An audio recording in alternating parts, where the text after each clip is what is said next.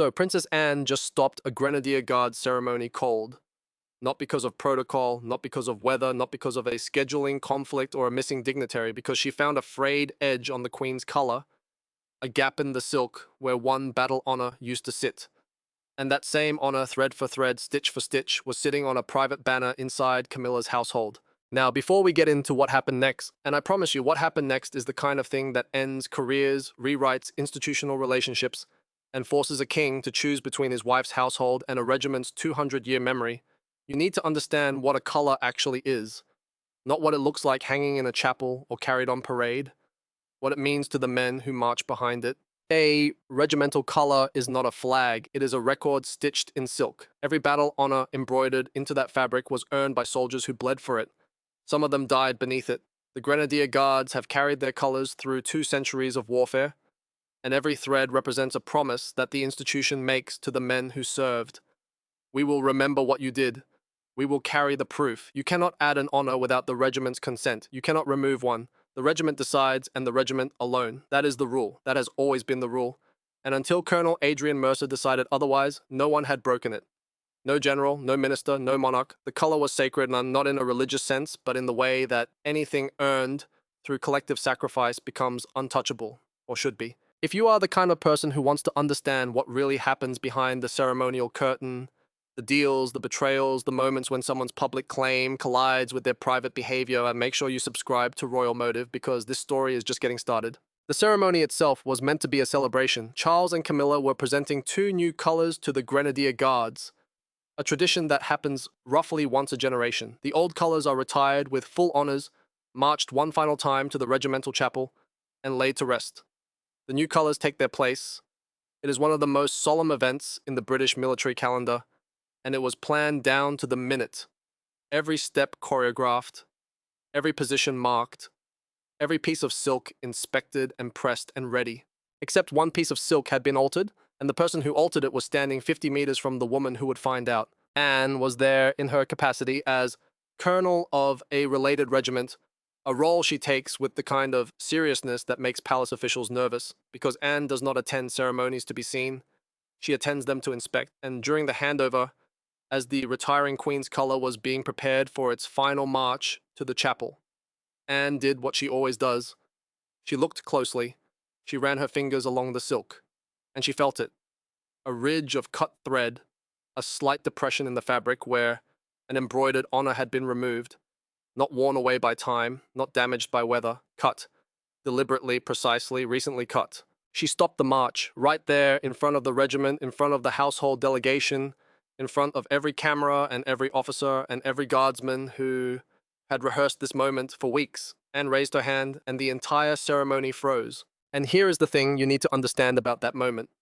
When a senior royal stops a military ceremony, there is no procedure for it. There is no page in the handbook that says what happens next. The regiment waits, the household waits, and the person who stopped it has to explain why, or, in Anne's case, has to show them. The household had an explanation ready. That should tell you something. Before Anne had even finished her inspection, a household liaison was at her side with the prepared response. The honor, they said, had been retired naturally alongside the color. These things happen. Silk ages, embroidery loosens, thread deteriorates over decades of service.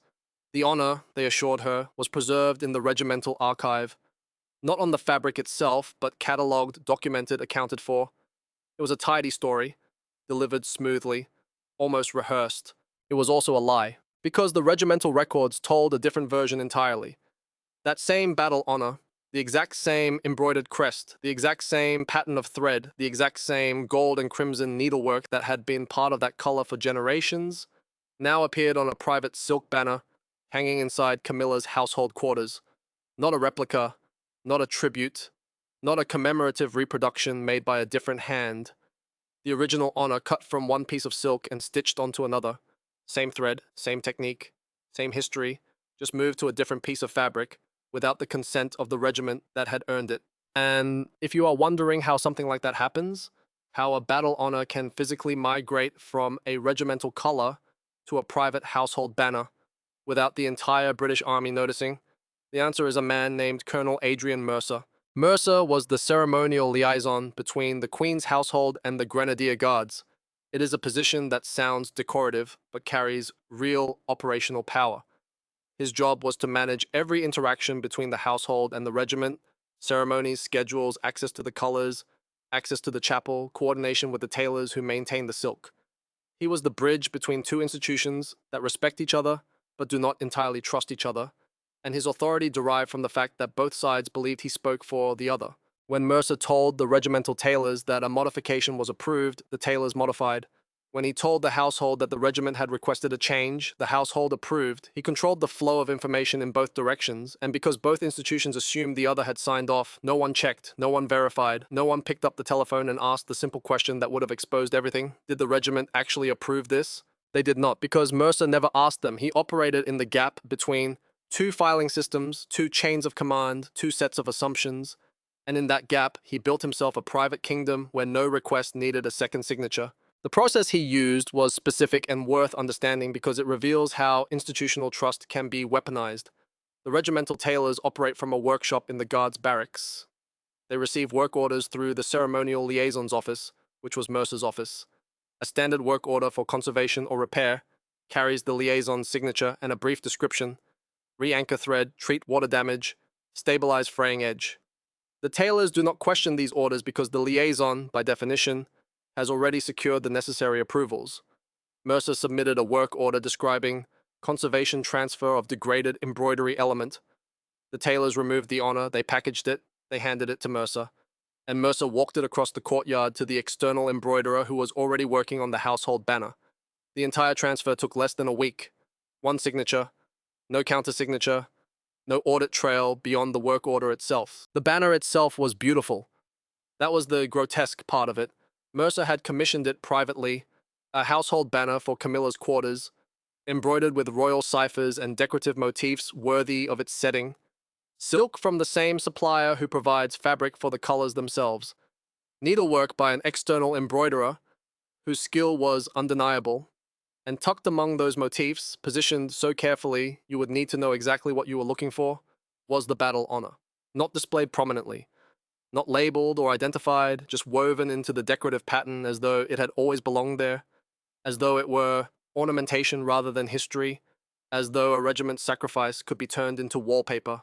There is a moment in this story, a private moment, the kind that never makes the official account, that tells you everything about what that color meant. A young guardsman standing in formation during the frozen ceremony noticed the gap before Anne announced it. He knew the color.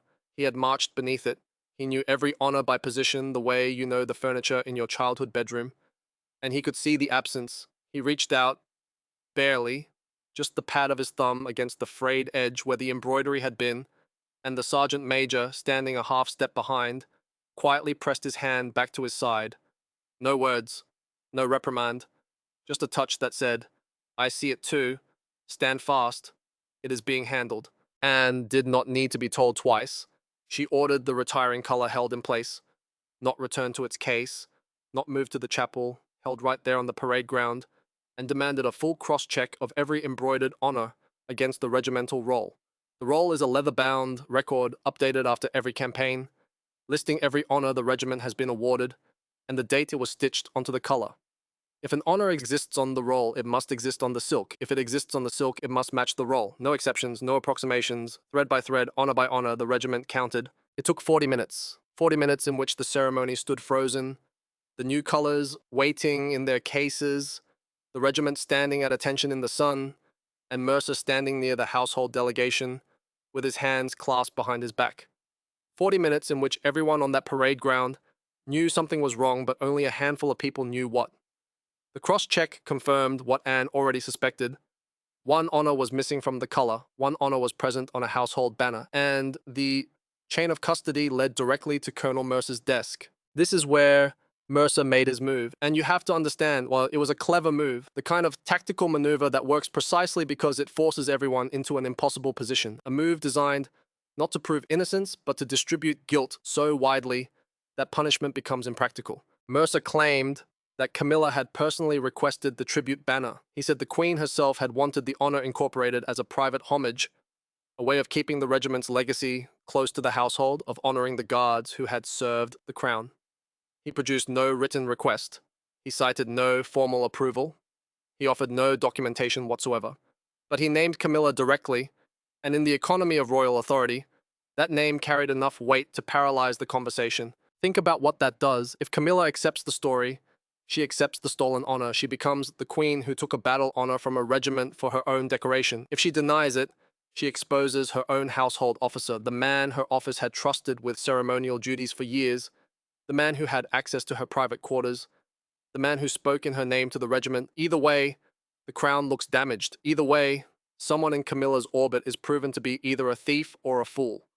Mercer had built a trap with no clean exit, and he was betting on something very specific. He was betting that the household would choose silence, that the institutional instinct to protect the crown's image would swallow the truth the way it had swallowed so many truths before. Quiet transfers, quiet corrections, quiet reassignments. The palace machine runs on discretion, and discretion usually means the person who created the problem gets moved sideways rather than confronted directly. Mercer had seen it happen. He had watched officers make worse mistakes and survive because the alternative, public accountability, was considered more damaging than the offense itself. But Mercer had not counted on Anne. He had not counted on the woman who stopped ceremonies because she noticed a ridge of cut thread, and he certainly had not counted on what Anne did next.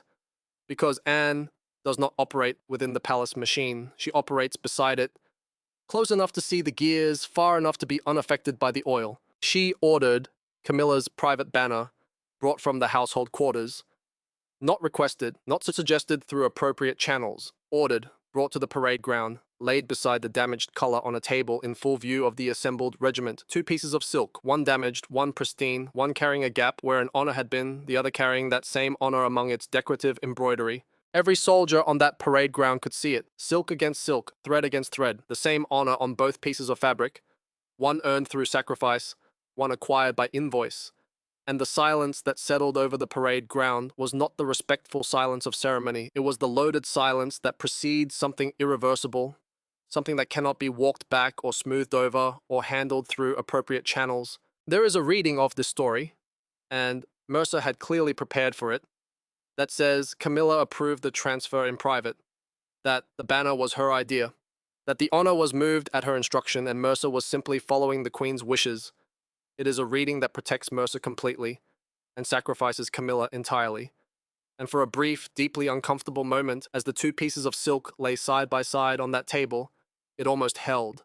Then Camilla produced the unsigned design rejection, and the room, or rather the parade ground, which felt very much like a room in that moment, shifted. The document was dated 3 months before the banner was completed. It showed the original design submission for the household banner, Mercer's submission with his name on the proposal, and Camilla's handwritten note declining the incorporation of any regimental elements. She had written, quite clearly, that household banners should carry household ciphers, not military honors. The design was rejected. The banner, as Mercer proposed it, was never approved. The honor should never have been included at all. And then came the invoice, Mercer's own invoice, paid from his discretionary ceremonial fund, a small budget intended for polish, mounting hardware, frame repairs, and the minor maintenance costs of keeping ceremonial objects presentable, not for commissioning new embroidery, not for transferring battle honors between pieces of silk.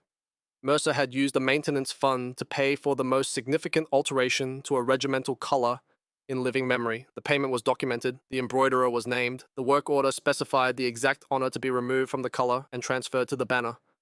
Every step of the process led back to Mercer's desk, Mercer's fund, and Mercer's signature. The culprit swap was complete. Not Camilla's vanity, not household arrogance, not the Queen exercising her privilege over a regiment's heritage. One officer, acting alone, using the Queen's name as a shield and his institutional access as a weapon, he had cut a regiment's sacrifice from one piece of silk and stitched it onto another. And he had done it so quietly that neither the regiment nor the household had known, until Anne touched a frayed edge and refused to look away. There is a second private moment here that deserves telling. After the documents were produced, after the culprit swap landed, a senior household aide approached Camilla with a quiet suggestion: withdraw the banner privately, issue a statement expressing concern, let the matter be resolved through proper channels. Camilla is reported to have said, and this is second-hand, passed between aides who were present, the channels are the problem, let the regiment finish it. It was, by all accounts, the last time anyone in the household suggested a quiet resolution. What happened on those chapel steps was not palace politics. It was not a quiet reassignment or a discreet retirement. It was regimental justice. The Grenadier Guards have authority over their own ceremonial commissions, an authority that predates the current monarchy, an authority that no household office can override, and they exercised it on the chapel steps, the same steps where the restored color would eventually march. The regiment formally stripped Colonel Adrian Mercer of his ceremonial commission. His office was terminated, his badge was surrendered, his authority over any future color ceremony, any future regimental event, any future point of contact between the household and the guards, all of it was revoked in a single action. Not by the palace, not by the household, not by a committee or a board or a review panel, by the regiment itself, exercising the oldest authority in the British military tradition. Mercer stood on those steps and handed over the badge he had worn for 11 years. 11 years of access, 11 years of trust, 11 years of being the man who moved between the regiment and the household with the ease of someone who belonged to both. The sergeant major who received the badge did not look at him, did not acknowledge him, did not say the words that military protocol usually provides for these moments. He simply took the badge, turned, and walked back to the regiment. Mercer stood alone on the steps. No one spoke to him, no one approached him. The regiment marched past as though the space he occupied was empty. And here is the part that most people expected would never happen, the expectation reversal that makes this story stay with you. The audience wanted Camilla punished. She was the apparent antagonist. The banner was in her household. The honor bore her proximity. Her name was on Mercer's lips when he tried to shift the blame. Every instinct, every assumption, every pattern of royal storytelling said she would be the one left holding the consequences, but Camilla's documented rejection protected her completely. She had said no, she had put it in writing 3 months before the banner was finished. And the officer who ignored her rejection and proceeded anyway, the man who used her name without her knowledge, who spent maintenance funds on a private commission, who cut a regiment's history from its color, while the regiment trusted him to protect it, was the one standing on the chapel steps, without a badge, without an office, without a single thread of the authority he had once held. You cannot stitch someone else's sacrifice onto your own silk. The regimental tailor, a man named Warrant Officer David Keane, who had maintained the Grenadier Guards colors for 22 years, personally restitched the battle honor onto the restored color. He worked on the parade ground in front of the regiment with every thread visible to every soldier who watched. His hands were steady, his stitching was precise. He used the same needlework technique that had first secured the honor after the battle it commemorated, a double back stitch that locks each thread to the one before it, creating a bond that holds for decades. The honor went back exactly where it had been, in exactly the position it had held for generations, anchored to the silk by the hands of a man who understood that the thread was not decoration. It was testimony. The tailor did not rush, the regiment did not move, and when the final thread was tied and cut, the color was whole again. Charles watched the entire sequence from the household delegation. He had a choice to make, perhaps the most consequential quiet choice of the day. He could have intervened for Mercer. The man was a household appointment. Charles could have called for a private resolution, a discreet inquiry, a delayed process that gave the palace time to manage the optics. Instead, he stepped back. He let the regiment act. He let Anne act. He let the Grenadier Guards exercise the authority that had been theirs since before his family wore the crown. It was perhaps the most significant thing Charles did that day, not what he said, but what he chose not to say. The restored color entered the chapel in a march that should have happened hours earlier. Every honor was present, every thread accounted for, every stitch inspected and verified against the regimental roll. The regiment marched behind it in the deliberate silence of something being put right, not the stunned silence of discovery, but the earned quiet of restoration. The color passed through the chapel doors and into its permanent resting place, carrying the full weight of every battle it had witnessed, every soldier it had outlived, every thread that had been earned by blood rather than purchased by invoice. Behind it, in the custody of the sergeant major, lay two objects that told the entire story. Mercer's private banner, stripped of the stolen honor, its remaining decorative embroidery, suddenly hollow without the centerpiece. It was never meant to carry, folded beneath the surrendered office badge that had once given its owner the keys to everything. Silk and thread, one restored, one emptied, the color carrying its honor home, and the banner carrying nothing but the evidence of what happens when someone mistakes access for ownership. If an officer can cut a battle honor from a color without anyone noticing, what else has been quietly altered in the name of the crown? What other pieces of institutional